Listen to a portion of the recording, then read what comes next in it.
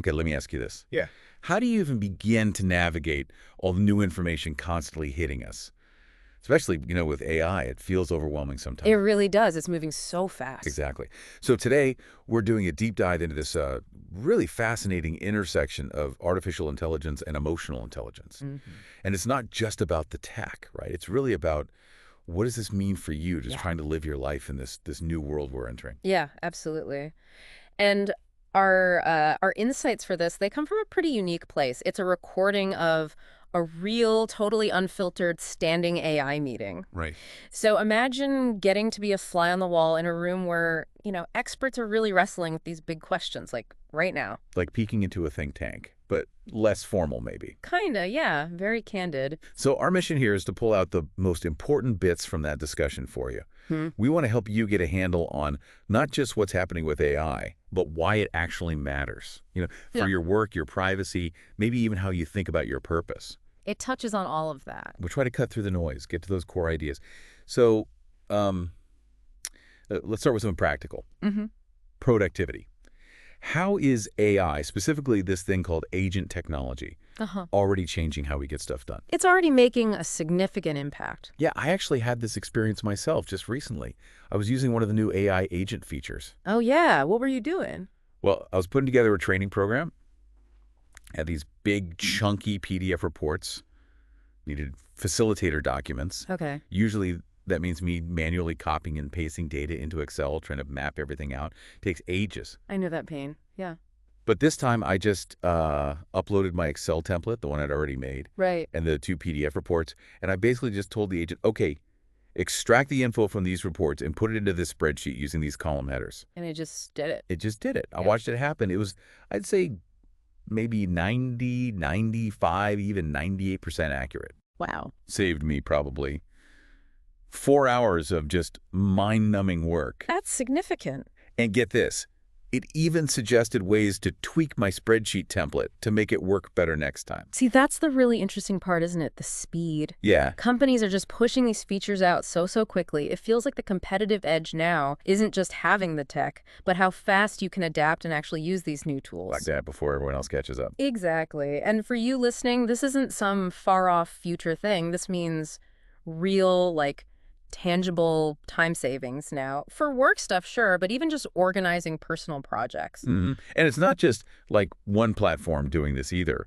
Our sources, they were talking about another one, Lovable, I think it was called. Yeah, Lovable. They mentioned that. Someone used its agent to rebuild an entire e-commerce shop page. Right. That was a great example. The agent apparently just went to the old website, scraped all the images, the descriptions, the prices, all of it, Yeah. and then just recreated the shop on the new platform. Think about the manual work that avoids cataloging products, uploading pictures. It's huge. Totally. Hours and hours saved. And what that really highlights is where AI's power is growing. It's in its ability to connect to and use other tools, other platforms. It's not just stuck inside the chat window anymore. Exactly. It's becoming an active participant. The source material even mentioned this idea that soon an LLM, a large language model, might be able to access, well, basically everything you can do on your computer. That's quite a thought. It is. It's a big leap. Okay, and just quickly, because people hear different terms, we heard agent, but also operator.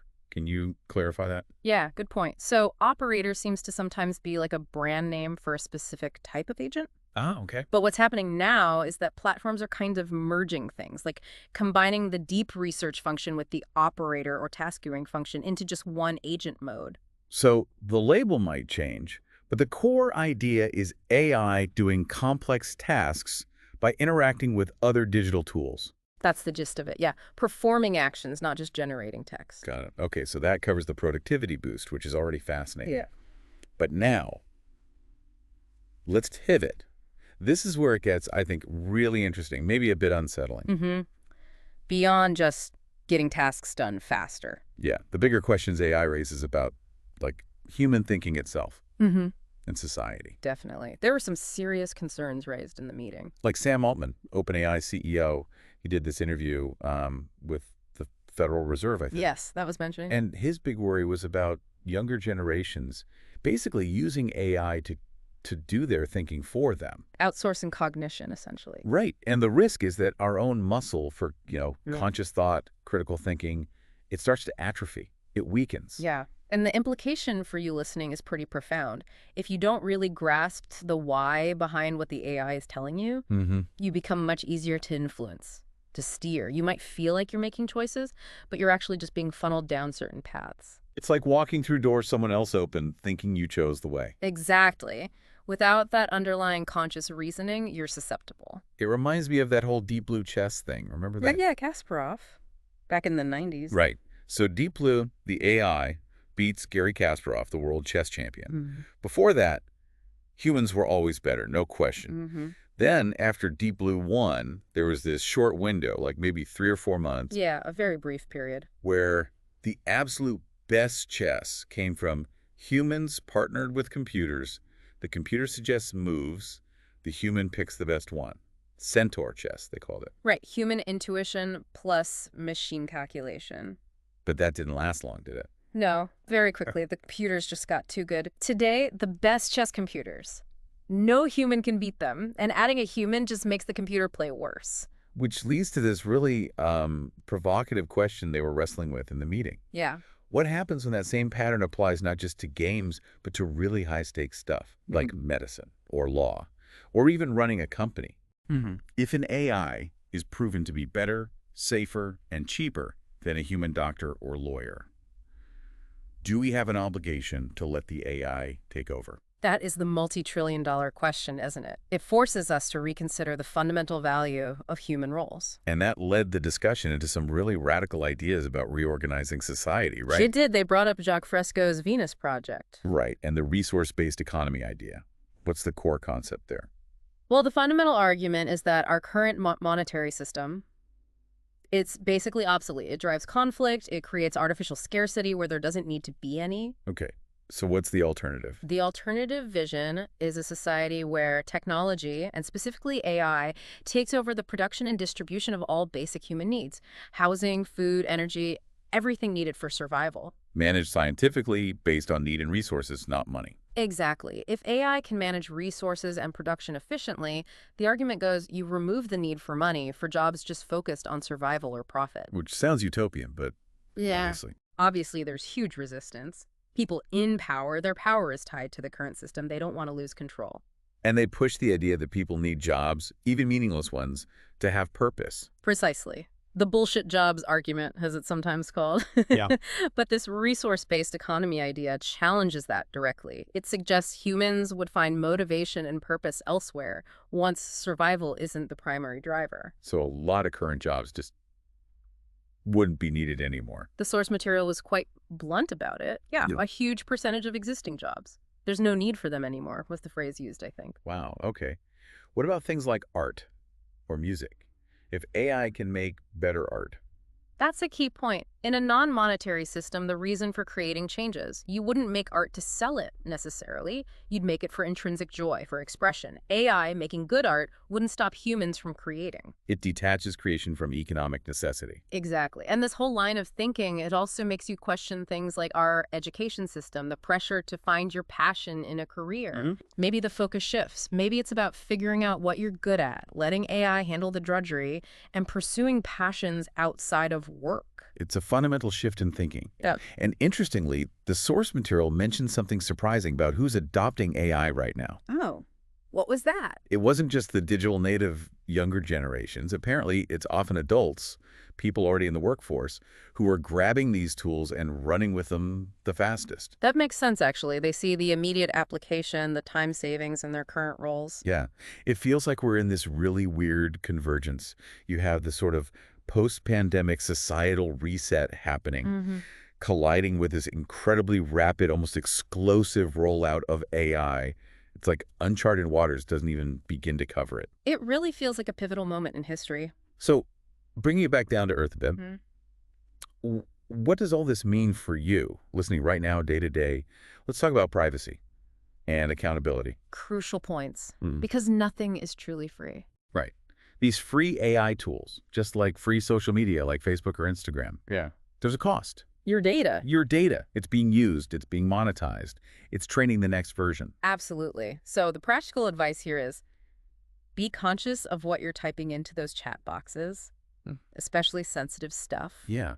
Maybe think about paid versions if they offer better data privacy. That's often the trade-off, yes. More control usually comes with a subscription. And then there's the liability question. This came up strongly in the meeting, too. It's a huge legal gray area. If an AI generates fake news that causes harm or creates deeply problematic content, who's responsible? Is it the company that built the AI? Is it the user who prompted it? Is it the sources the AI trained on?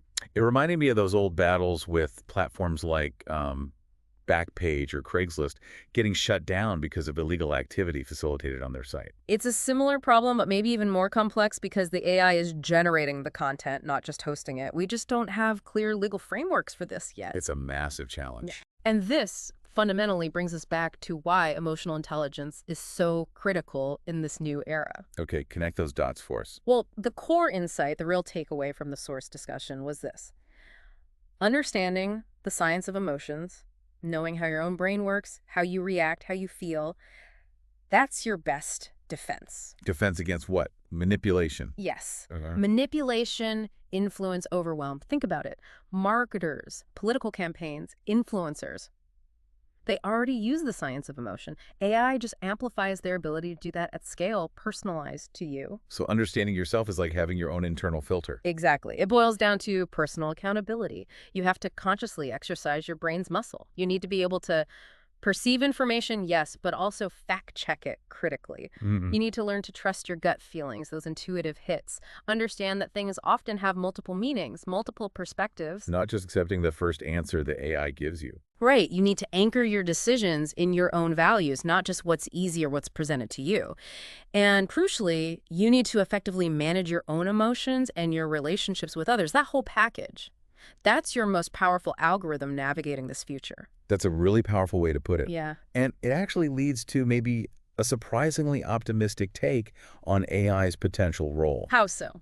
Well, if AI does take over the tedious stuff, the spreadsheets, the data entry, maybe even rebuilding websites, Okay. it frees up your time, your energy, your cognitive load. Right. Less drudgery. And that potentially gives you more time to just be human again. Ah, I see where you're going. Yeah, time to like cook a meal without feeling rushed and resentful, time to plant a garden, time to have a real unhurried conversation with your family, to do the things that actually feel human. Using the efficiency gains not just for more work, but for more life. Exactly.